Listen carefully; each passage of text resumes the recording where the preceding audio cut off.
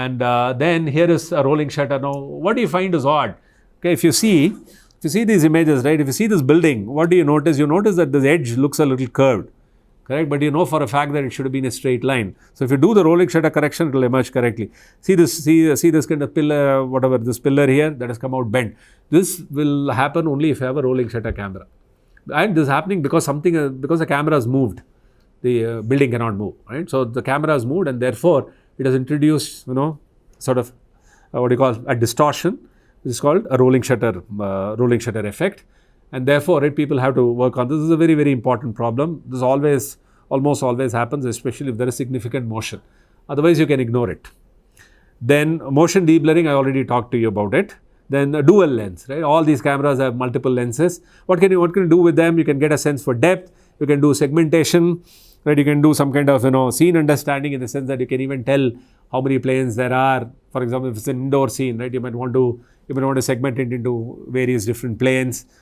And then there is also called a bokeh rendering. What that means is that only some object of interest can be brought into focus, and then everything else around it is kind of blurred out, so that the person that is looking at the image knows that your focus is on this person and not on whatever is around it. This is something you even observe in a DSLR camera, right? Then motion deblurring in dual lens camera. So all these things are all emerging things. A fair amount of understanding has gone into how these things work and so on. Stabilization is another, and then the third one, right, that I wanted to talk about is robotics. Okay, where in terms of robotics, okay, so it's like saying that if I had a robot that had a camera, right, on it, and then then needs to have a sense for what is around it, right? So here, what really matters is what is called a depth map. Okay, and this depth map, again, you could acquire through various means, but our interest will be in terms of how do you acquire through pure images. You know that you can also do other kinds of time of flight sensors and so on, but our idea will be how do you do stereo or whatever, right? Are there other cues that one can use? Is it simply stereo, right? You'd be amazed to know that the way so for example, if I just close my eye, right, one of the eyes, not both. If I close one of the eyes, I can still make out who is where, right? So it means that the brain is not just depending on stereo. It's using something else also in order to tell who is where. So all these things are, so that's what I mean by other cues. Cue means some kind of a clue, right? So robotics. Then let me write down a few more. Then another area, right, where it is very, very useful is what is called remote sensing. And one of the mini projects will be on this. We'll ask you to do some kind of image segmentation. So one of the main things is what is called image segmentation. See, although right, we may not look at a consumer camera per se, or we may not look at an astronomical image per se, but there are many of these things, okay, which I'm mentioning here. You would hopefully end up, not all of them, but you will end up doing many of these, okay, with okay, during the assignment or say otherwise. Remote sensing, segmentation. Then another area is, of course, biometrics. So you would have heard about face, of course. Then iris, this is something that you've all heard about. Fingerprint, and then anything else that you've heard about? Fingerprint. I heard about palm. People use palm. People use ears. What else? People use gait. Gait. Gait means simply the way you walk. And it's a very, very important sort of a cue. Apparently, why apparently, right? You can actually make out that it's your friend, right? Do you have to see your friend's face to know it's your friend? Most of the time, no. If he's walking along the corridor, yeah, right, our chap is going there. How do you say that? Okay, that's because you have a sense for the guy. He has a unique way of walking. Right? Each fellow is kind of unique. You should watch this, When you walk down the corridor, just watch how each person walks. It's very interesting. So gait is another thing, and especially gait is very useful if you have to identify somebody from far. When the face and other cues will be a failure, because you have to zoom in, and then if you zoom in, right, you have to really zoom in, or maybe it doesn't even show your face to you.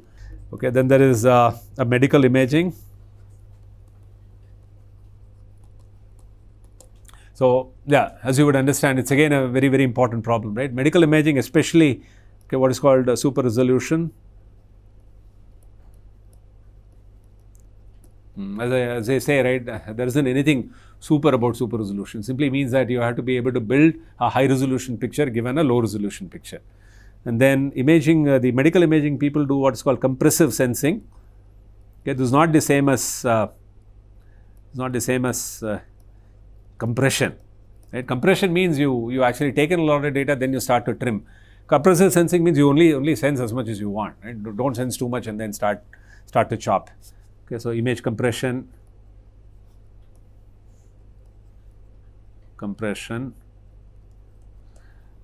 and so on. Then surveillance. Right? I mean, this is again interesting. We all find these cameras all around. On the roads as you travel, there are these cameras.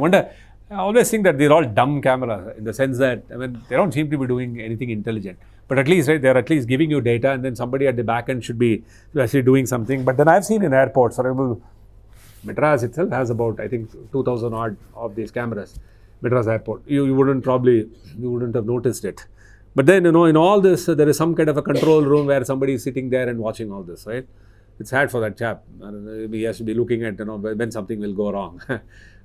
Right? So in such cases, surveillance, so what is called, but now, there are advanced imaging techniques that can tell, when something is unattended, a baggage is lying unattended for a long time, so an alarm can be flagged and so on, so that somebody can then, take appropriate action. So there are many algorithms that come around this. One of the other things, right, that is very, very relevant is what is called a change finding. What that means is something, okay, which you took, let us say, right, a month ago of some scene, and then after a month you come back, and then you take another image. What can happen is it may not be the same camera. The first time you took it with some other camera, and then the second time you don't probably have the same camera. Secondly, you're not probably, it's impossible to be exactly at the same location, right? I might obviously taken a classroom image today, as of today, and then tomorrow I come back, I may take it from here. Okay, so in such cases, you want to know what is the real change. You can't directly subtract the images because the viewpoint is not the same. And you want to know exactly has something changed. And this is all very important for, let's say, war times and so on. Even, let's say, without a war, there are always these satellite images that keep sending images of certain very, very, very, very sensitive regions.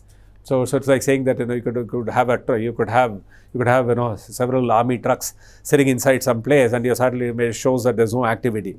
But then suddenly you find that there's that activity, trucks are coming out, and it means that something is going on, right? So change is such a fundamental thing. The only problem with change is that, what is a change is not clear. For example, what I'm saying is these are all very, very, if you really sit back and think about it, these are very interesting topics, because, for example, if there is a snow, okay, and then if you capture a video, and suppose through the snow there is a car moving, for you a change is probably the car, right? That's the main thing that you would consider as a change. But then if you have an algorithm that may simply say that, the snow itself was heavy at that time, lighter at this time, so therefore all that is change. Okay, again, what really do you mean by a real change and so on? So that way, there's a lot of work, into what do you really mean by change. But for us, right, we'll simply keep it simple. For us, change is like something between two images you compare, and then, okay, you want to be able to see what kind of changes are there. Then going further, so all these are applications, okay, where this is being used. Then there is a digital heritage. Okay, this is again something interesting. A digital heritage. What this means is, one of the things that that is frequently done is, you can give a virtual walkthrough, for example, of some of these heritage sites, or you can even do what is called in-painting damaged structures and so on. Okay, in-painting damaged structures, you may end up doing a virtual walkthrough and so on, right? So what is called an immersive experience, right? So you should be able to feel as to how, right? What does it mean to be in a place like that? Now, I'll show you a few examples of this, and then something else that is underwater. Okay, all that I said until now is all on the surface. Right? You have a camera on the surface, you're capturing everything on the surface, but what about the whole thing that is underwater? Okay, there's a whole area on that, what is called underwater imaging, and then none of these things that you use, none of your algorithms that you've done for the surface things, right? You can't simply take them and then apply them underwater, because underwater, the way the attenuation happens is a function of the wavelength, right? Red is the one which will get attenuated the most. And so when you see an underwater picture, you'll typically see that it has a bluish tinge, a greenish tinge. Seldom will you see a reddish tinge, right? Simply because it's all function of the wavelength and so on. And therefore, underwater imaging, right? People try to use what is called a color correction, algorithms, what is called non-uniform illumination handling. So many things, again, that's important because you have a light source. Typically, as you go underwater, right, after about, maybe a few tens of feet, the sunlight, you can't even see it, right? It won't even come in. So beyond that, you have to use your own source. When you use your own source, right, so it will try to highlight whatever is in the front, and then something that is away will all start to look dim. So this non-uniform lighting, okay, something that let's say people have been working on. This is not relevant only for underwater. It's also important for let's say for indoor scenes and so on. But I'm saying underwater imaging people are always facing issues with non-uniform lighting. Then finally, there is something called industrial applications. And before I talk about this, I'll just show you a few slides on what the earlier ones that I actually mentioned happen to be like. So let's go back to that PPT and okay, oops, what happened? Okay, so robotics. Okay, I didn't show you an example, right? So it's like this: you capture a pair of images. Okay, this is called a stereo pair, and you want to be able to build a depth map, right? A depth map wherein each intensity in this image will tell you whether an object is farther off from the camera or is it actually closer. Again, these are not solved problems, especially when there is no scene texture. For example, if you have very smooth wall like this and all, it will struggle because these things try to match features, and when there are no features, they will struggle. Okay, so it's not like these are solved yet. I'll talk about what issues are typically involved, especially right if you have a light source that is creating specularity and so on, you will have issues. Okay, then there is something called structure from motion, which is like taking a camera and trying to move around with it, and then try to build a kind of a point cloud of the scene of your 3D object. Then remote sensing I mentioned is like a segmentation problem where you want to tell what is what. Something is water, something is garden, something is some other structure, a building, and all this. Right? You want to be able to label them. This is more like a labeling problem. Right? You have n number of labels, and you want to assign to each of these image intensities. You want to tell to which label, right? Should that actually belong? Then biometrics, I already said, gait is one thing. Okay, this depends on the way people walk. This is typically a dynamic thing. Gait is never like a static thing. You can't take one picture and then start talking about gait. So gait is typically a dynamic activity. Then face, of course, you all know. Okay, this is face recognition, not from my lab. Okay, obviously. Okay, this is something taken from the net. And then this is another. When you do face recognition, again there are several other issues that come up. This is like different camera poses, different illumination, different expression. Then blur. This is from my lab. Okay. Again, occlusion, motion blur, illumination, and all that. These are all students, right, that have done wonderful work in the past. Biometrics, iris. They're all. I'm just showing these examples so that fingerprint again. Okay, this is again unique. I mean, what do you think in this fingerprint do they sense? I've shown a fingerprint. No. What do you think they sense there in order to tell who is who? How do they get a nail a guy and say, hey, you are this guy? How do they do that? What do you see in that image that actually tells you? Curvature, yeah, but there are kind of curves. Yeah, curvature, yes, but there is something more unique than that. Can you spot those? See this guy? See this fork here? This is called a fork. See, I don't know whether you can make out there. See here, see this thing? There is a kind of a triangle, right? There are three arms meeting here. Okay, if you zoom into that image, you will know that's a fork. Okay, and then for some people they will have islands. Then the forks mutual angles, the kind of mutual angles they make with each other. Then see there is another fork. Then how these forks are right interspaced within somebody's. And then there is some people have islands. They'll have circles in the middle. I don't know whether see here. Okay, that's an island.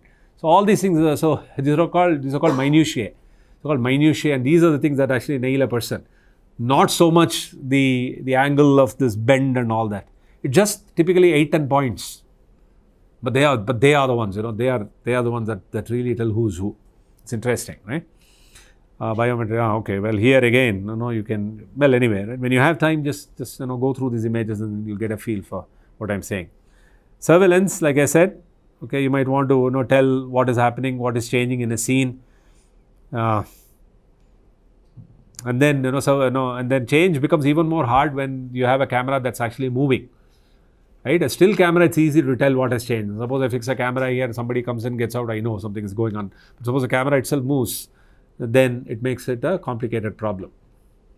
Then change, right here, for example, between these two images, what has changed? Only this.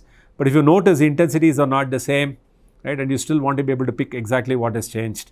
So all this, again here, right, the viewpoint is not the same. See, the way this has been captured, these two images do not have the same viewpoint.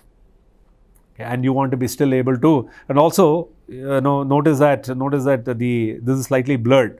This picture is slightly blurred as compared to this, and you still want to actually pick out what has changed.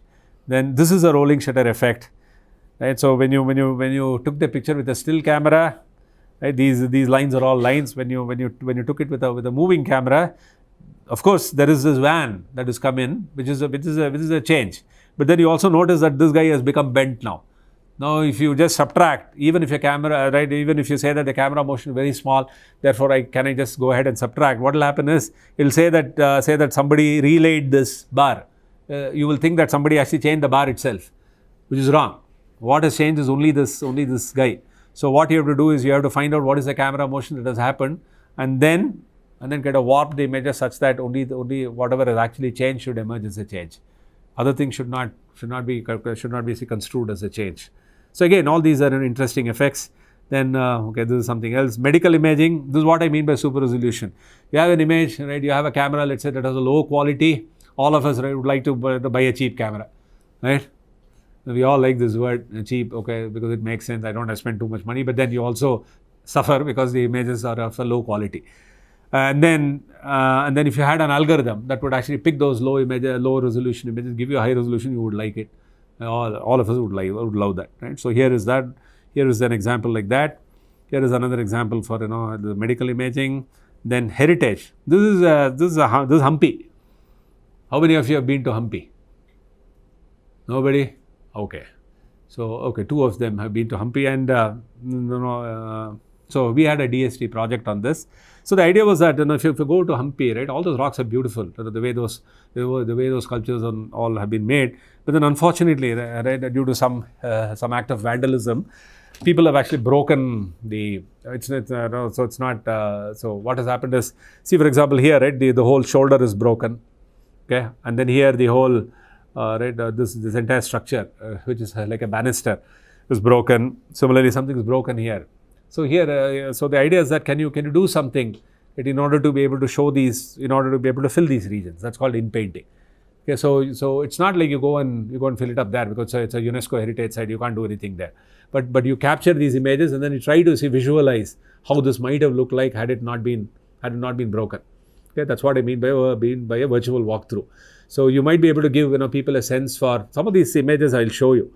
Because we have these things, that we actually build as a 3D model by inside the campus. Okay, this is like use a 3D printer. So you actually build this 3D model, you fill it up all algorithmically, then you print a 3D model so that you get a sense for how that filling has happened and so on. So again, this is a very, very important problem. Similarly, you can also it doesn't just apply to broken structures. Even structures that are good, you can take images today and give people and kind of store it, right, forever. Because even tomorrow, if something else happens, right, nature's fury, whatever, you'll still have all of that intact with you for the future. And then underwater imaging, right? So here you see that. Let me see if this video plays. Okay, so you see, so if you were to drop this is an aquarium in my lab. So if you drop a stone, okay, and there is an eye chart which is kept at the bottom of the aquarium. So you see that, right, there is a skew effect. You see the last frame. This gives you a feel for what happens to those alphabets. Okay, so when there is water, motion of the water, even though the underlying thing is still, but then when there's flowing water, it will create what is called a skewing effect. And the idea is that how do you actually de-skew and so on. Okay, that is like underwater imaging. And finally, industrial applications are many. There are many. Okay, especially what is called inspection and so on.